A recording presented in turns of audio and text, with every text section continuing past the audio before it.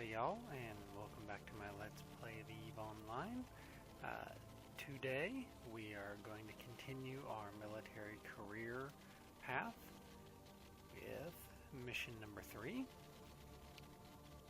So let's bring it up and see what he wants us to do.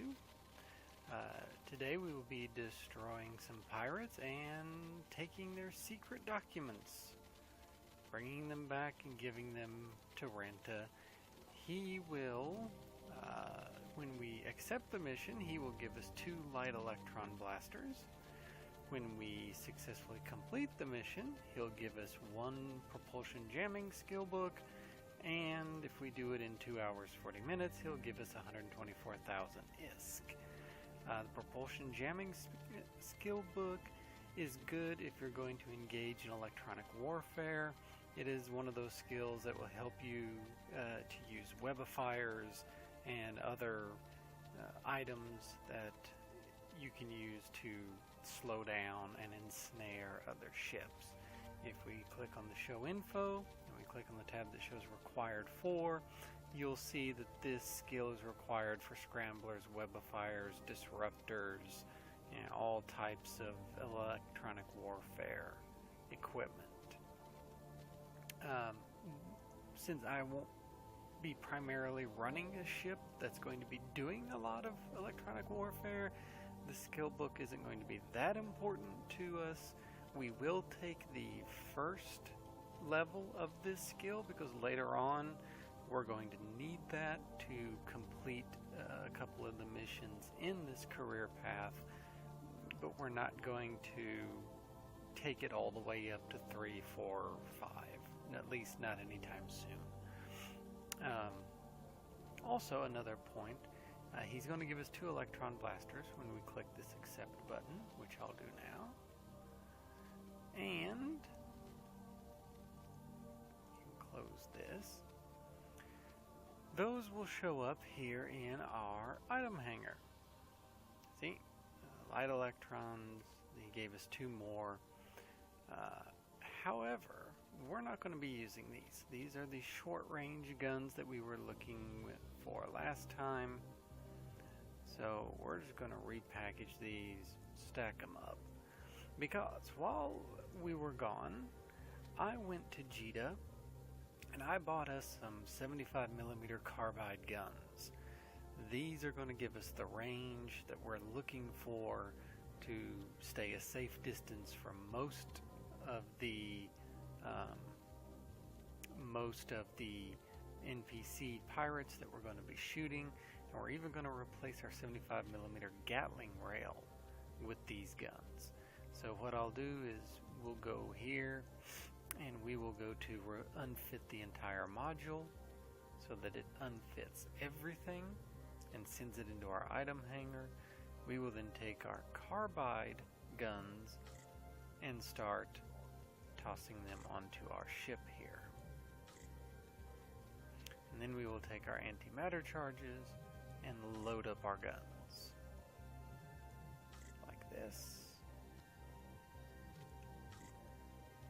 There we go. Now we got 3 75mm carbide railguns ready to go with an optimal range of 3,150 meters. That's a whole lot better than the 600 meters we were working on. We'll also go to the item hanger. We'll throw these antimatter charges over here, and we will stack all of this. Now he also gave us a civilian stasis webifier. As Aura will tell us, these webifiers are used to slow down enemy ships. Okay. She says we can equip it if we right-click, if we drag it onto our ship here, we can fit it. She just tells you what it does. Once you have a target, activate the module same way you would activate a weapon. While active, it will slow your enemy considerably.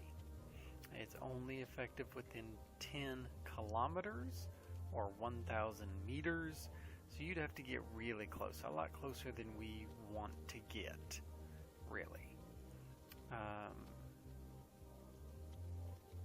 She says whenever you and then she just sends us out on the mission. So there's that. We're not going to use this. We're not going to really get. Yeah, it's a 10,000 kilometer range. We could get within. We'd definitely be within range of this, but it's just not something that we're going to use very often. It's just not anything we really care about. And besides the civilian stasis web of fire, like we said before, the civilian version of these things aren't very good. So we're just going to leave it in our item hanger. We're not even going to bring it with us. We'll stack up our antimatter charges and let's go kill us some pirates.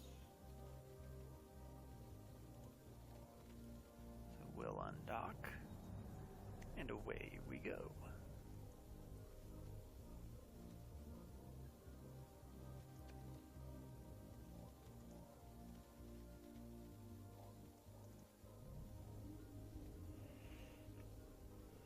Alright, our first mission in our Merlin. Should be fun. We'll go over here to our mission window and we will warp to the location of our mission. Warp drive active.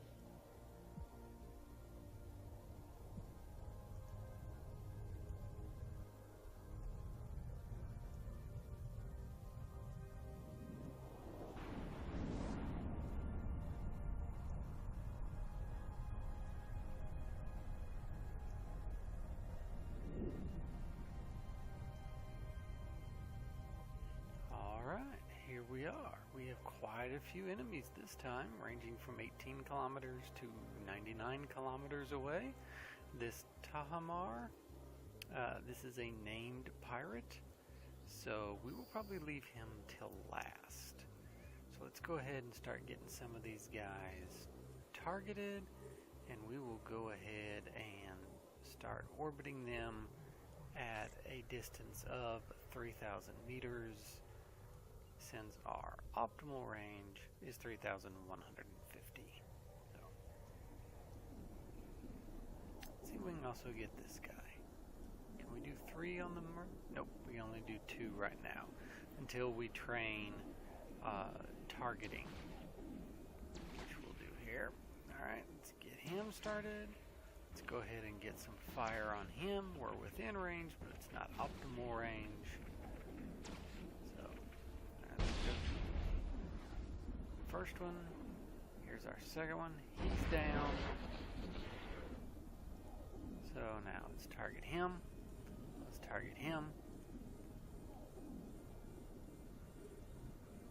get him in range, which he already is, load him up,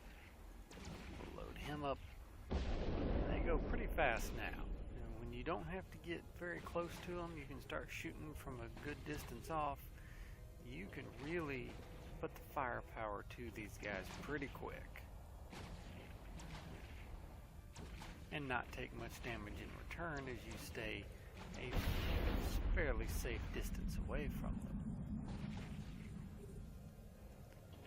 We're actually gonna come on, here we go. We're actually gonna try and orbit that guy.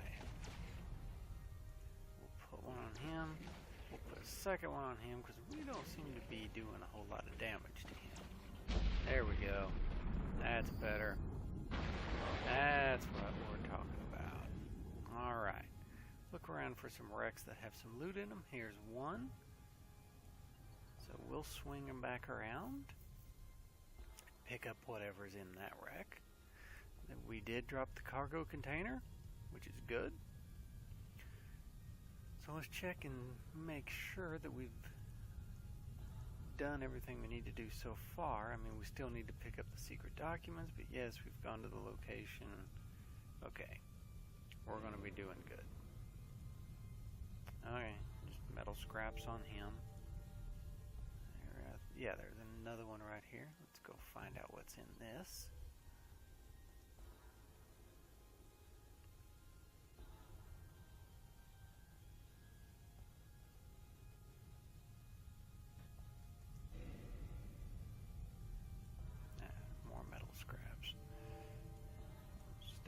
up.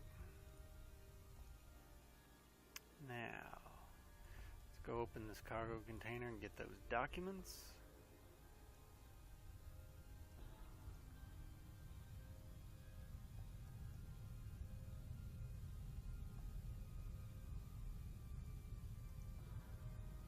There they are. Alright.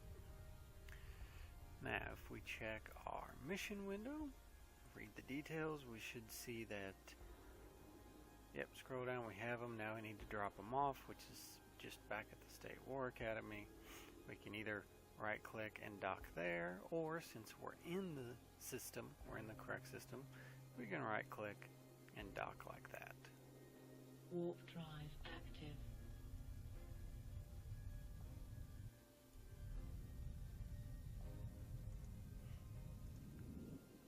So we'll fly back and complete the mission.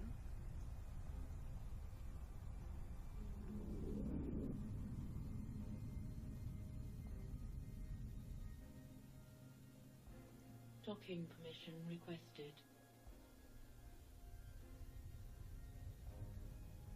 Docking request accepted.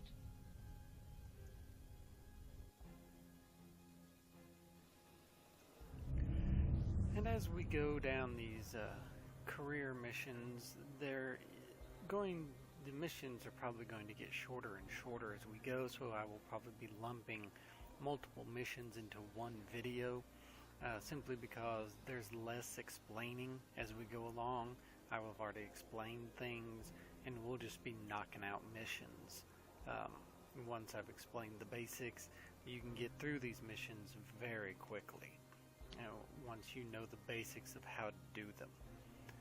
So what we'll do is we'll get the conversation up, we will complete the mission, and we will get our rewards. Look in our wallet, load it up, we see that we got the bonus reward, and our NPC corporation took a tax. It's a good time to talk about corporation tax. In a NPC corporation, which is what every pilot is placed in when you first create your pilot, and that is based upon the options you chose in the character creation. You'll be placed in one of the NPC corps. All NPC corps impose an 11% tax on any mission reward that has a value of 100,000 ISK or greater. And they will tax you 11% of what the reward was. And that's what you're seeing here. The bonus reward was 124,000 ISK, so they taxed us 13,640. Player-run corporations will have different tax amounts. They range anywhere from 0% all the way up to the higher ones will be 10 or even 15%. It just depends on what the corporation has decided to set it at. The people that run the corporation decide on where to set their tax. This was an idea that CCP had in order to try to encourage people to get into player corps to avoid that 11% tax on mission rewards. And it's done a really good job of doing that. A lot of player corps will run 0%, 1%, 5% tax rather than the 11 that you're getting from an NPC corp. And since I plan on using this character to run a lot of missions, both normal security missions and faction warfare missions and that sort of thing, we will eventually try to find a player corporation to join so that we can avoid this 11% tax that we're getting hit with right now. But this wasn't the only reward that we got. If we come over here, let's drag these scraps into our item hanger. We look in our item hanger, there's our propulsion jamming skill book. We'll go ahead and just train it to level 1 now just to have the skill. And we will go ahead and sell these metal scraps for $12.58 each. That's fine. Alright. Is there anything else we need? Nope, we're good. So, since that mission was rather short, we will go ahead and take a second mission, the fourth mission in the military career path. So let's see what he has for us here. Oh good, we get the Afterburner skill book, a very good skill book so that you can equip and use afterburners. Afterburners are very important. They increase the speed of your ship, but they do use capacitor energy. It is, which means you won't be able to get your afterburner boost infinitely unless you are running a ship that can recharge the capacitor faster than the afterburner can use up the energy. But afterburners are incredibly important, and almost everyone will fit either an afterburner or a micro warp drive on whatever ship they're flying.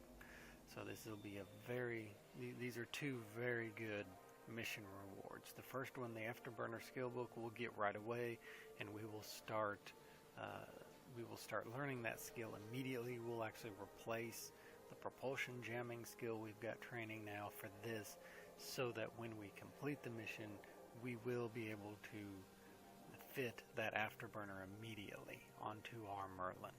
And we get a small amount of bonus ISK if we do it in an hour and 18 minutes, which will be very easy to do. It probably won't take 15 minutes to do this. They want us to fly out to dead space and investigate a Stargate. That probably means we're going to get jumped by pirates. So we'll go ahead and accept this. And close this. Aurora wants to talk to us about shield tanking. Shield tanking is what the Caldari use, as opposed to armor tanking, which is what most of the other civilizations use.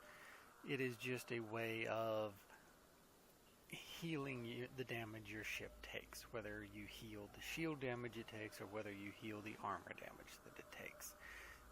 As we've talked about in previous videos, in order to regen your shield faster than the normal shield regen that every ship has, you need a shield booster, which we have already fitted, and you activate it like you do any other active system. You would click on the button while you're out in space.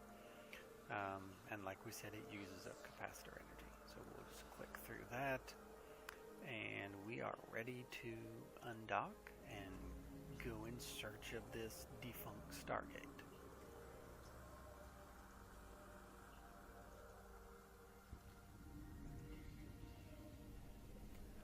Well, once again, go to our agent mission window and warp to the mission location.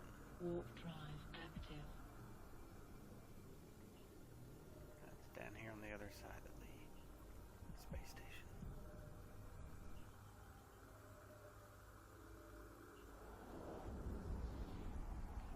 We'll fly out to it. Handy little trick you can use. We probably need to reload our guns here, so we'll just reload all. It will automatically reload all of your guns. Very handy little thing. Aurora has a message for us. My sensors have found nothing in the area other than this lone Stargate, partly hidden inside a cluster of rock formation. I would advise you to proceed with care. Smuggler gates such as these are rarely left undefended. Your agent instructed you to approach the Stargate. Be ready to retreat should the need arise. Alright. Let us approach it and we'll see what happens. Now, in case we need to jump out of this in a hurry, I'm going to go ahead and target, at least select the State War Academy station, so that if we need to get out of here, we can just hit that dock button. It'll turn our ship and warp us there.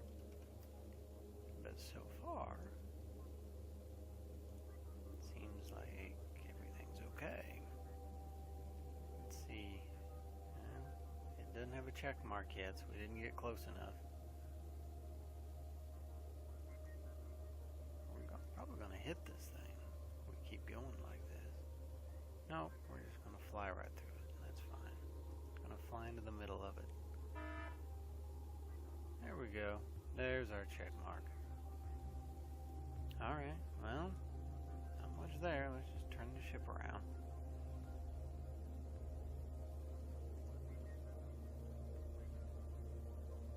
And since we have our check mark, we'll, okay, let's go up here then. If you don't want to do that, just fly out that way. We're taking some shield damage because we keep bumping into the Stargate and the rocks and that sort of thing. If we wanted to, we could heal it with this, but we're just going to get it automatically regened when we enter the space station. Warp drive active. So we'll just do that. That was an easy mission. Fly out, fly to it. It's supposed to teach you about bumping into things does do damage to you if you ram things like Stargates, space stations, other ships. If you're not warping, then there is collision detection in EVE, and you can hit other ships and other objects.